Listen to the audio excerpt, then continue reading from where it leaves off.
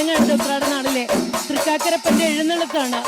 9 ആനപ്പുറത്താണ് തൃക്കാക്കരപ്പൻ എഴുന്നള്ളുന്നത്. അതിന് മുന്നോടിയായാണ് ഇപ്പോൾ പെരുവനം കൊട്ടിക്കയറുന്നത്. ഈ പെരുവനത്തിന്റെ മേളവും അതുപോലെ തന്നെ ആനയുടെ എഴുന്നള്ളിപ്പുമൊക്കെ നമ്മുടെ ഈ ക്ഷേത്രത്തിന്റെ മറുഭാഗത്ത്, ഇപ്പോൾ നമ്മൾ പടിഞ്ഞാറ് ഭാഗത്താണ് നിൽക്കുന്നത്. കിഴക്കേ ഭാഗത്ത് 9 ആനകൾ ഇങ്ങനെ എഴുന്നള്ളി നിൽക്കുകയാണ്. പണ്ട് 64 ആനകളുടെ പുറത്തായിരുന്നു പഴയ രാജഭരണകാലത്തൊക്കെ ഈ എഴുന്നള്ളിപ്പ് നടന്നിരുന്നത്.